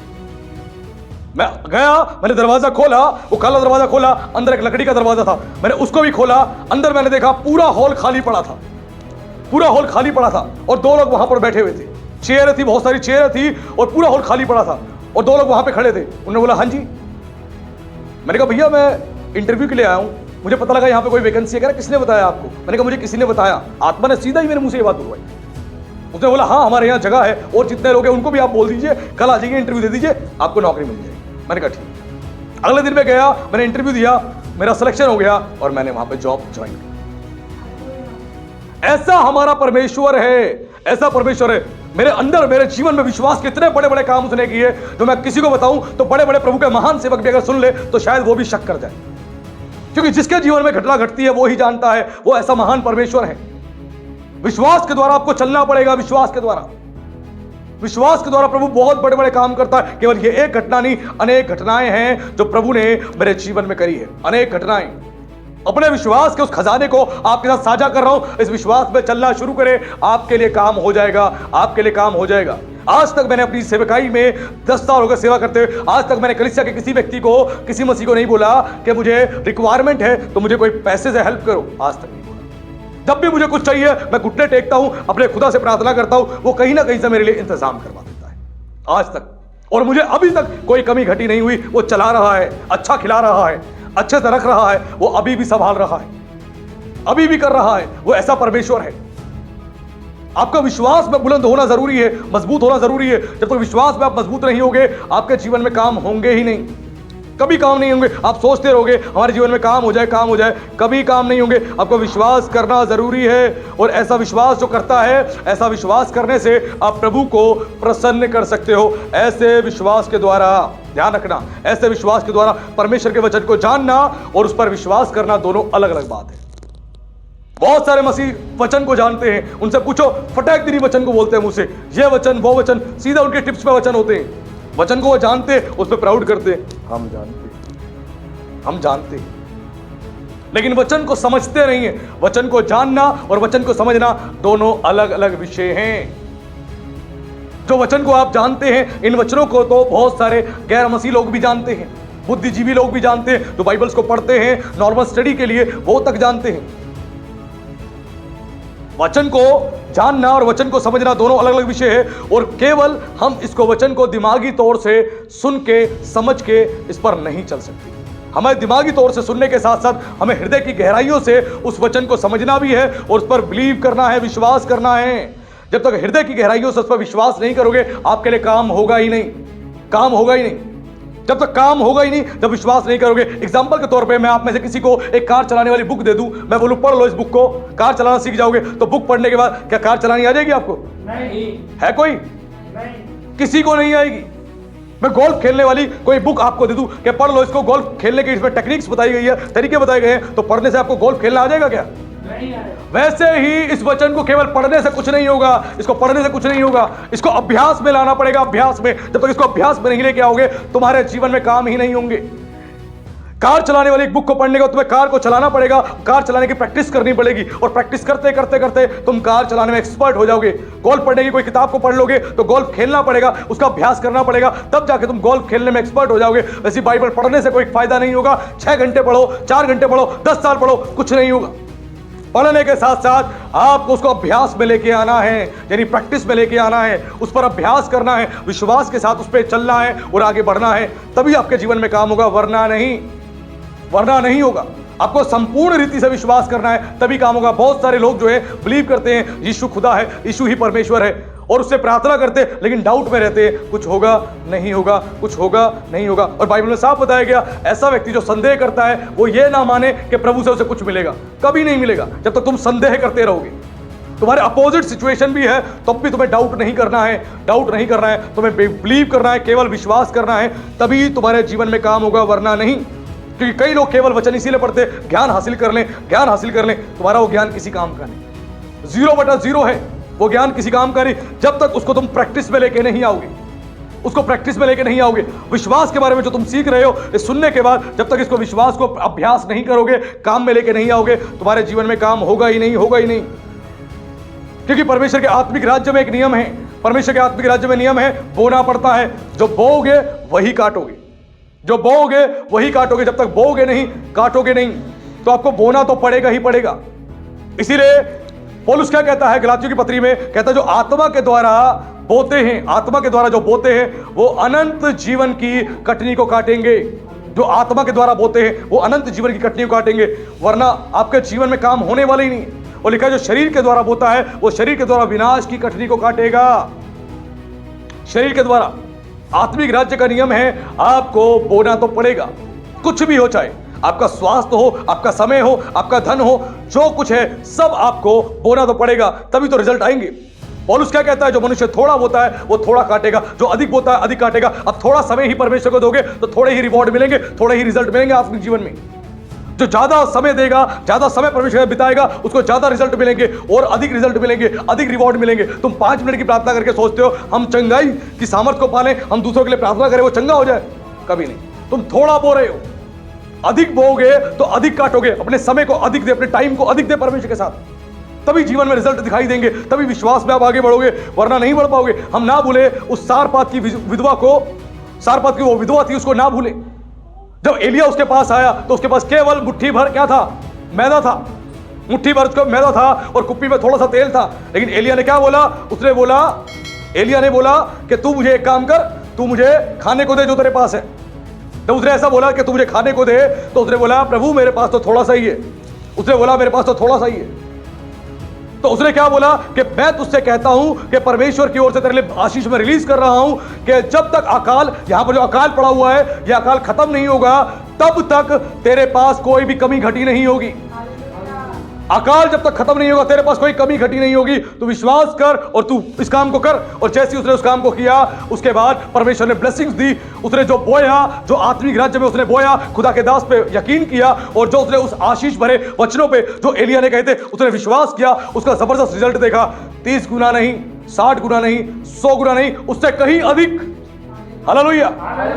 परमेश्वर के आत्मिक राज्य का नियम है, बोना पड़ेगा। आत्मिक जीवन में बढ़ना है, समय बोना पड़ेगा। फाइनेंशियली बढ़ना है, फाइनेंस को बोना पड़ेगा, लेकिन बोना तो पड़ेगा। बिना बोए तुम सोच लो काट ले, तो बेटा असंभव है। तुम खेत तुम्हारे पास है, खेत में जाके कोई बीज को तुम ना बो और बोलो अब तो फसल का समय आ रहा, 4 महीने बाद फसल सबकी होगी तो मेरी भी होगी, मेरी भी होगी। तो खेत तो उगाएगा जरूर, लेकिन फसल नहीं, ऊंट कटारे, क्योंकि तुमने बोया ही कुछ नहीं। जब बोया नहीं तो कैसे आशीष पाते हो? आशीष पाना चाहते हो, मिलेगा ही नहीं, आपको बोना पड़ेगा। वैसी आत्मिक जिंदगी के लिए बोना पड़ेगा, तुम्हें अपने फाइनेंस के लिए भी बोना पड़ेगा, बोना तो पड़ेगा ही पड़ेगा। और उसने जब विश्वास किया और विश्वास के साथ इस काम को किया तो परमेश्वर ने अद्भुत महिमा उसके जीवन में दिखाई, अद्भुत महिमा। ठीक उसी प्रकार जो है आपको अपनी बीमारियों के साथ भी करना है, ठीक उसी प्रकार अपनी बीमारियों के साथ करना है। अगर कोई व्यक्ति है जिसको कैंसर हो गया है और उसका पिता कैंसर का एक विशेषज्ञ है, एक कैंसर का स्पेशलिस्ट, एक डॉक्टर है, तो उसको पता है कि मेरा पिता जो है कैंसर का बहुत अच्छा इलाज करता है, एक स्पेशलिस्ट है, इतने बहुतों को ठीक किया है, तो क्या अपने बाप को छोड़कर किसी और के पास जाएगा इलाज कराने के लिए? है कोई? नहीं जाएगा, वो अपने बाप के पास ही जाएगा इलाज कराने के लिए। वैसे ही जब तुम्हें पता है तुम्हारा परमेश्वर सामर्थी है, सर्वव्यापी है, सर्वशक्तिमान है, वो सब कुछ दे सकता है, तो उसको छोड़ के किसी और के पास क्यों जाते हो? उसको छोड़ के कहीं और क्यों जाते हो? जब कोई समस्या है, परेशानी है, सबसे पहले अपने परमेश्वर के पास आके बैठे, जो परमेश्वर ठीक कर सकता है उस कैंसर को। हम ना भूले कि परमेश्वर कैसे अद्भुत रीति से प्रभु ने राजा हिजकिय्याह को चंगाई दी, जिसको कैंसर का फोड़ा हो गया था, कैंसर हो गया था, जो मरने वाला था। लेकिन क्या हुआ, जब उसने यशायाह की बात सुनी और बात सुनकर जब उसने पश्चाताप किया संपूर्ण मन से, तो परमेश्वर ने उसकी प्रार्थना को सुन लिया, सेकंड्स में ही हील कर दिया। उसकी प्रार्थना को सुन लिया और यशायाह को बोला, जो आंगन तक भी नहीं पहुंचा था, उसके कमरे से खबर देके उसके भवन के आंगन तक भी नहीं पहुंचा था, परमेश्वर उसी टाइम यशायाह को कहा, जा इसी टाइम राजा हिजकिय्याह के पास और बोल कि परमेश्वर ने तेरी प्रार्थना सुन ली है राजा, अब तू नहीं मरेगा। और परमेश्वर ने तेरी उम्र 15 वर्ष बढ़ा दी, 15 वर्ष बढ़ा दी है। और परमेश्वर ने इस काम को करके दिखाया। क्यों? राजा हिजकिय्याह क्या पहले प्रार्थना नहीं कर रहा था? पहले भी प्रार्थना कर रहा था वो, लेकिन उस दिन प्रार्थना कुछ अलग थी, क्योंकि परमेश्वर के दास ने उसको आके बोला कि परमेश्वर अब तेरे समय को समाप्त कर रहा है। उसने खुदा के उस सेवक पे यकीन किया, उसकी बातों में यकीन किया और अपने प्रभु के सामने दीन किया, दीवार की तरफ मुंह करके वो रोने लगा। और परमेश्वर ने उसके जीवन में अद्भुत काम किया, अद्भुत काम।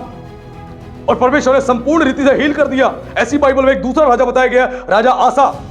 राजा आसा जो है, दूसरा इतिहास उसके 16 के 12-13 में मिलता है। राजा आसा जो था वो अपने 39वें वर्ष में जब राज्य कर रहा था, 39वें वर्ष में क्या हुआ, वो बीमार पड़ गया, वो बहुत बीमार पड़ गया। वो बीमारी ऐसी थी, उस बीमारी से वो बहुत परेशान हो गया। वो मौत वाली बीमारी थी जो उसके पास आई थी। और राजा आसा ने क्या किया, उसने डॉक्टरों को ढूंढा। राजा आसा ने डॉक्टरों को ढूंढा, बाइबल बताती है उसने डॉक्टरों को ढूंढा, वैद्यों के पास गया, बहुत इलाज करवाया, उसने बहुत पैसा खर्च किया, नौ से पैसा खर्च किया। और अंत में उसका दुखद परिणाम क्या हुआ, वो भी अपने पूर्वजों के साथ जाके सो गया। अपने 41वें वर्ष के, जब वो राज्य कर रहा था 41वें वर्ष में, तो उस समय वो जाके अपने पूर्वजों के साथ सो गया, क्योंकि उसने क्या करा, परमेश्वर को नहीं ढूंढा। और परमेश्वर ने इस बात को ऐसे लिखवा के छोड़ दिया, उसके आगे परमेश्वर ने इसके बारे में कुछ नहीं बात करी। क्योंकि परमेश्वर निराश होता है जब आप परमेश्वर की योग्यताओं पे शक करते हो, आप परमेश्वर की एबिलिटी पे शक करते हो, उसकी सामर्थ्य पे शक करते हो। वो निराश होता है, वो उदास होता है, वो हताश हो जाता है कि ये मेरा बेटा जिसको मैंने इतना कुछ अपने वचन से सिखाया, मैंने इसके जीवन में काम किए, अब ये विश्वास में कमजोर है। राजा हिजकिय्याह ने परमेश्वर को ढूंढा और उसने परमेश्वर ने उसको कैंसर से आजाद कर दिया। राजा आसा ने परमेश्वर को नहीं, डॉक्टरों को ढूंढा। जब डॉक्टरों को ढूंढा, इसका दुखद परिणाम क्या हुआ, अपने राज्य के 41वें वर्ष में वो नहीं रहा, वो चला गया, नहीं रहा। और परमेश्वर ने इस बात को लिखवा के ऐसे ही एज इट इज इतिहास की पुस्तक में छोड़ दिया, एज इट इज छोड़ दिया। क्यों? परमेश्वर ने वहां पे बता दिया, क्योंकि इसने इंसान को ढूंढा, इंसान को, कि डॉक्टर्स मुझे ठीक करेंगे, डॉक्टर्स मुझे ठीक करेंगे, ठीक करेंगे, ठीक करेंगे। लेकिन यहां पर हम देखते हैं वो डॉक्टरों के पीछे लगा रहा और अंत में एक दुखद परिणाम उसके जीवन में आया और उसके बाद वो नहीं रहा। वो भूल गया मेरा क्रिएटर कौन है, मुझे किसने बनाया। जिसने मुझे बनाया है, मेरी बॉडी के अंदर कोई डैमेज आएगा, कोई बीमारी आएगी, वो ठीक कर सकता है, वो ठीक कर सकता है। जिसने मुझे बनाया है वो सर्वव्यापी है, सर्वसामर्थी है, वही परमेश्वर है, यिज़ेकेल का परमेश्वर, जो सूखी हड्डियों से इंसानों की सेना बना सकता है। तो तुम्हारी बीमारियां क्यों ठीक नहीं कर सकता? वही परमेश्वर है जो लाजर को जिंदा कर दिया, याईर की बेटी को जिंदा कर दिया, वो तुम्हारी समस्याओं को क्यों नहीं ठीक कर सकता? क्यों तुम इंसानों को ढूंढ रहे हो? क्यों इंसानों के पास जा रहे हो कि कोई डॉक्टर, कोई दवाई मेरा उपाय करे, मेरा इलाज करे? अपने परमेश्वर को ढूंढो, अपने क्रिएटर को ढूंढो, जो तुम्हें ठीक कर सकता है, तुम्हें चंगा कर सकता है, तुम्हें नौकरी दे सकता है, फाइनेंस दे सकता है, अच्छी हेल्थ दे सकता है, तुम्हारी फैमिली को ब्लेस्ड कर सकता है। उसके पास आ जाएं, आज भी उसके पास आ जाए, तभी परमेश्वर तुम्हारे जीवन में काम करेगा, तभी तुम्हें ब्लेस करेगा। और इसी को कहते हैं आत्मिक विश्वास। यही वो आत्मिक विश्वास है जो आपके अंदर होना जरूरी है, क्योंकि याकूब 2:26 में लिखा है, जैसे शरीर आत्मा बिना मरी हुई है, ठीक उसी प्रकार विश्वास भी कर्म बिना मरा हुआ है। शरीर जो है आत्मा बिना मरी हुई है, वैसे जो शरीर है जो आत्मा बिना मरा हुआ है, वैसे विश्वास भी कर्म बिना मरा हुआ है। अगर तुम विश्वास करते हो, तुम वचन को सुनते हो और वचन पर विश्वास नहीं करते तो तुम मरे हुए मसीह हो। कभी अपने जीवन में आशीष नहीं देख पाओगे, कभी नहीं। जब यीशु के पास शैतान आया परीक्षा के समय तो उसने क्या बोला? अगर तू परमेश्वर का पुत्र है, इन पत्थरों से कहे रोटियां बन जाए। वो कब आया? जब यीशु को भूख लगी, जब तुम्हें रिक्वायरमेंट होगी, पैसों की रिक्वायरमेंट होगी, चंगाई की, तभी आके बात करेगा वो, तभी बात करेगा, उससे पहले नहीं आएगा। यीशु के पास भी तभी आया जब बाइबल कहती है यीशु को भूख लगी। जब भूख लगी और आके क्या कहता है? कहता है अगर तू परमेश्वर का पुत्र है तो इन पत्थरों से कहे रोटियां बन जाए। और यीशु ने क्या बोला? यीशु ने कहा, वचन में लिखा है कि परमेश्वर के वचन के द्वारा मनुष्य जीवित रहेगा, रोटी से नहीं। और इस बात को बोल के प्रभु ने समझाया, और इस बात को बोल के प्रभु ने सिखाया और समझाया। यहां पर आज हमें समझना पड़ेगा, यीशु की तरह हमें अपने जीवन में प्रतिज्ञाओं पे यकीन करना है, प्रतिज्ञाओं पे विश्वास करना है कि प्रभु ने हमारे लिए क्या प्रतिज्ञाएं दी हैं, क्या प्रतिज्ञाएं दी है। आज आपके छुटकारे का दिन है, आज विश्वास से बैठे, आज छुटकारे का दिन है, आज चंगाई का दिन है।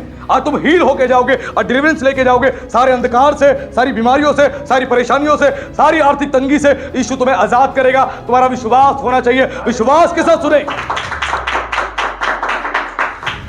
इन वचनों को, इन प्रचारों को विश्वास के साथ सुने तो तुम्हारे जीवन में काम होगा।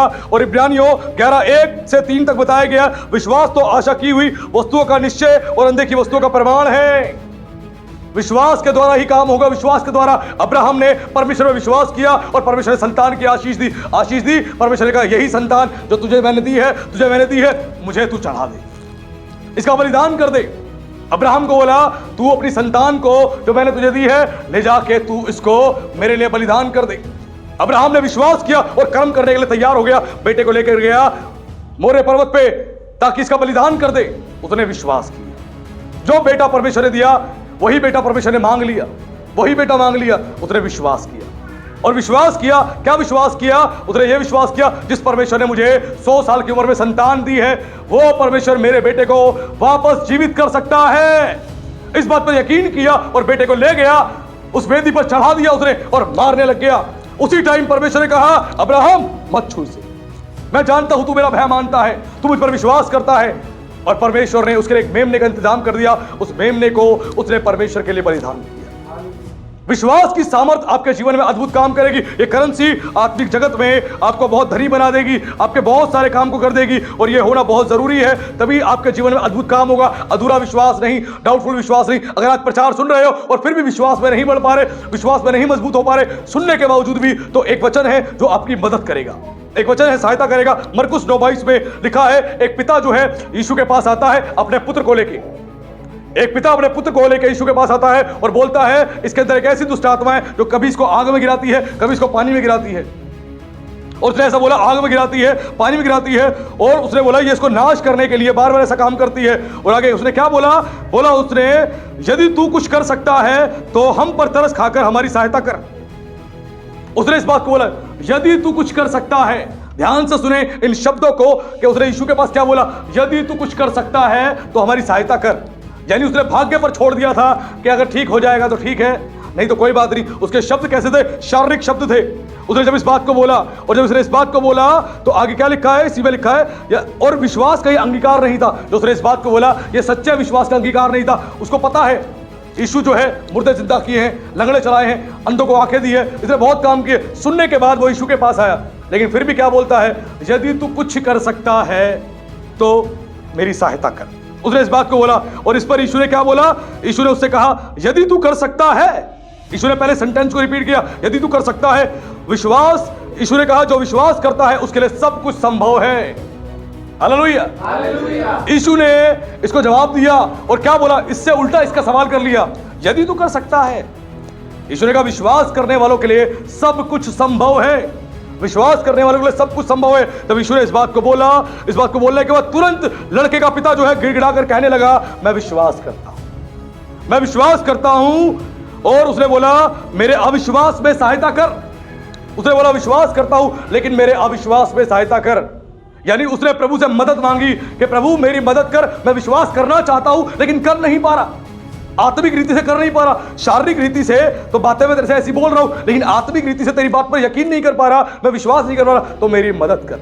अगर तुम विश्वास में नहीं बढ़ पा रहे, मजबूत नहीं हो पा रहे, तो प्रभु से मदद मांगे। प्रभु इतने प्रचार सुन रहा हूं, इतना सामर्थ्य प्रचार सुन रहा हूं, तेरे वचन को सुन रहा हूं, लेकिन फिर भी मैं विश्वास में क्यों नहीं मजबूत हो पा रहा, मेरे अंदर विश्वास पैदा क्यों नहीं हो रहा, मैं खोखला क्यों महसूस कर रहा हूं, मैं कमजोर क्यों महसूस कर रहा हूं। प्रभु से बोले मेरी सहायता कर। इतना सुनने के बावजूद भी इसने यीशु के बारे में कम सुना था, बहुत सुना था, बहुत सुना था, इसीलिए तो यीशु के पास आया था, इसीलिए उसने बोला कि मेरी सहायता कर। उसके बाद क्या है, उसने यीशु से कहा मेरे अविश्वास में सहायता कर, क्योंकि मैं जानता था उसका आत्मिक विश्वास वो नहीं कर पा रहा है। उसको पता था कि मैं आत्मिक विश्वास नहीं कर पा रहा हूं, और इसी प्रकार यीशु ने देखा यह व्यक्ति नम्र हृदय से निवेदन कर रहा है, अनुरोध कर रहा है।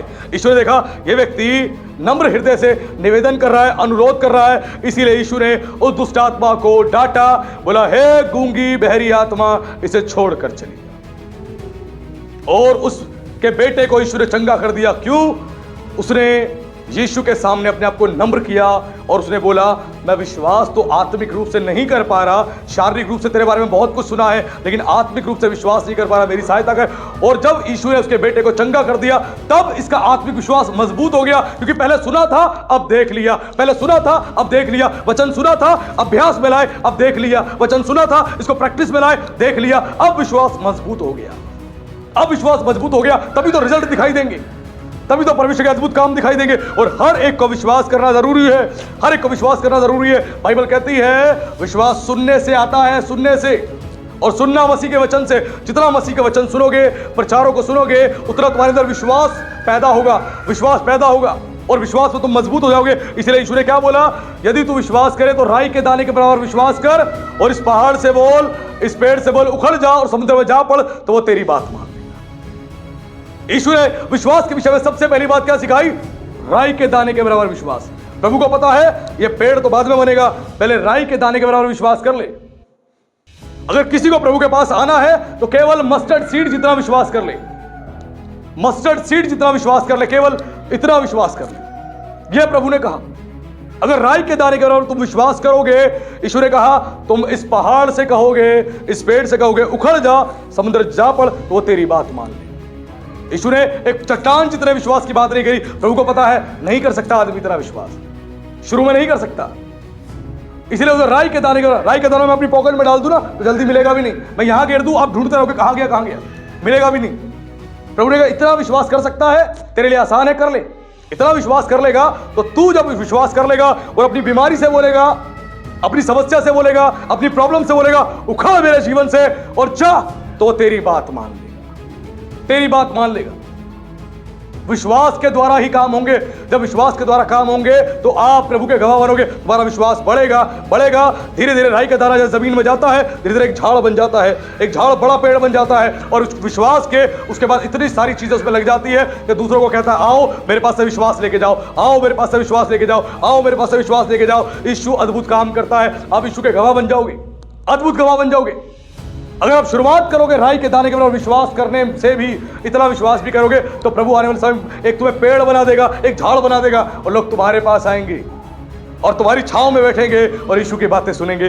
तुम्हारे द्वारा वो आशीष को पाएंगे ही पाएंगे और प्रभु की अद्भुत महिमा को देखेंगे, वो अद्भुत महिमा। और प्रभु चाहता है कि आप जो है इन बातों में विश्वास में मजबूत हो जाएं, तभी परमेश्वर आपके जीवन में काम करेगा अद्भुत रीति से। और दूसरा कुरिन्थियों 10:5 में लिखा है, पौलुस ने कहा सो हम कल्पनाओं को, ध्यान सुनना, सो हम कल्पनाओं को और हर एक ऊंची बात को जो परमेश्वर के पहचान के विरोध में उठती है, ध्यान से, हर एक कल्पना का, हर एक इमेजिनेशंस का और हर एक बात का, हर एक ज्ञान का जो परमेश्वर के पहचान के विरोध में उठती है, हम उसका खंडन करते हैं और हर एक भावना को कैद करके मसीह का आज्ञाकारी बना देते हैं। Hallelujah, hallelujah. जो तुम्हारे अंदर बुरे सोच आते हैं, इमेजिनेशंस आती है परमेश्वर के वचन के विरोध में, तुम्हारी हीलिंग्स के विरोध में, तुमने वचन में सुना प्रभु ने कहा मैं तेरा चंगा करने वाला यहोवा परमेश्वर हूं। शैतान बोलेगा देख तू चर्च जा रहा है, हील क्यों नहीं हो रहा, तेरा पास्टर प्रार्थना कर रहा है, तू हील क्यों नहीं हो रहा, तेरे को आशीष क्यों नहीं मिल रही। तो वो इमेजिनेशंस लेके आएगा, उसको पकड़ के कैद करे, क्योंकि परमेश्वर की पहचान के विरोध में वो तुम्हारे ऊपर काम कर रहा है। परमेश्वर की पहचान के विरोध में, कि परमेश्वर को तुम ना पहचान पाओ, ना जान पाओ। और जब तक तुम परमेश्वर को नहीं जानोगे, नहीं पहचानोगे, तुम्हारे जीवन में काम होंगे ही नहीं, कभी काम होंगे नहीं। तुम्हें अपने परमेश्वर को पहचानना है। कोई भी इमेजिनेशन यानी कोई भी ख्याल, कोई भी विचार जो वचन के विपरीत, वचन के विरुद्ध लेके आते हैं, तुम्हें उसे दूर करना है अपने से। तभी तुम परमेश्वर के साथ चल पाओगे और उन ख्यालों को आज्ञाकारी बना दे। उसको बोले तू हट यहां से, परमेश्वर मेरा सामर्थी है, परमेश्वर मेरा सामर्थी है और सब कुछ मेरे लिए कर सकता है। सब कुछ जब आप अविश्वासी हो जाते हो, आपकी चंगाई जो मिली है आपको वापस चली जाती है। एक मसीह बहन ने मुझे बताया कि पास्टर जी, जिस बीमारी से मैं सालों से ग्रस्त थी, कई सालों से 10-12 सालों से, प्रभु ने मुझे उससे छुटकारा दिया, लेकिन एक दिन मैंने अविश्वासी तरीके से बातें करी, मैंने अविश्वासी मन बनाया। उसका दुखद परिणाम क्या हुआ? जो बीमारी प्रभु ने मेरी दूर कर दी थी 10 साल पुरानी, वापस से दिखाई देने लगी। आप जब विश्वास करते हो चंगाई बनी रहती है, विश्वास करते हो फाइनेंस बना रहता है, विश्वास करते हो आशीष बनी रहती है, लेकिन जब आप विश्वासी हो जाते हो, आज्ञा का उल्लंघन करते हो, आपकी चंगाई चली जाती है, आपकी ब्लेसिंग चली जाती है, आपका फाइनेंस चला जाता है, सब कुछ चला जाता है। विश्वास से मिला है, अविश्वासी होने से चला जाएगा। अविश्वासी हो जाओगे, जो कुछ मिला है सब चला जाएगा। जिस दिन तुमने सोच लिया कि मैंने अपनी योग्यता से घर खड़ा किया है, मैंने अपनी योग्यताओं से ये काम किया है, वो किया है, वो किया है, और परमेश्वर को क्रेडिट नहीं दोगे, उसको महिमा नहीं दोगे, किसी इंसान को दोगे, अपने माँ बाप को दोगे, किसी को भी दोगे, जिस दिन ये चीजें आपने करनी शुरू कर दी, जो चीजें आपको मिली है सब आपसे चलती चली जाएंगी, सब चली जाएंगी, सब कुछ जाना शुरू हो जाएगी। विश्वास से मिलती है सारी चीजें और अविश्वास से सारी चीजें चली जाती हैं, मिली हुई चंगाई तक चली जाती है, मिली हुई चंगाई तक। और बाइबल कहती है धर्मी जन विश्वास के द्वारा जीवित रहेगा। विश्वास के द्वारा जब विश्वास करोगे, इस विश्वास के द्वारा, इस वचन पर विश्वास करने के द्वारा, परमेश्वर पर विश्वास करने के द्वारा तुम जीवित रहोगे।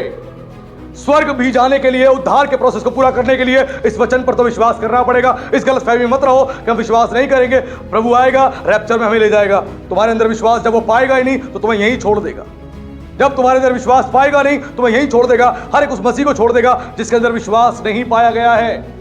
इसलिए बाइबल कहती है धर्मी जन विश्वास के द्वारा जीवित रहेगा। चाहे तुम्हारी कोई भी बीमारी हो, कोई भी परेशानी हो, कोई भी तकलीफ हो, कोई भी समस्या हो, तुम्हें यकीन करना है कि प्रभु मेरे साथ है, प्रभु मेरे साथ है और मेरे लिए वो सब कुछ करेगा, सब कुछ करेगा और अद्भुत रीति से तुम्हारी जिंदगी में काम करेगा। और प्रभु ने यहाँ पर इस चीज को जब बताया तो हमें सिखाया कि हम विश्वास में बुलंद रहें और मजबूत रहें। चाहे कोई बीमारी है, परेशानी है, कोई भी ट्रबल है, उसको यीशु के नाम से उखाड़े और उसको बाहर करें ताकि परमेश्वर की अद्भुत महिमा अपने जीवन में देखे। जो पढ़ते हो उस पर विश्वास करें, उसको अभ्यास में लेके आए ताकि परमेश्वर के काम कर पाए आप, वरना नहीं कर पाएंगे। और आज के वचन से प्रभु ने बताया ये करेंसी जो है ये परमेश्वर किंगडम में काम आएगी। इसी करेंसी के द्वारा हम सब कुछ परमेश्वर से ले सकते हैं, विश्वास की करेंसी के द्वारा।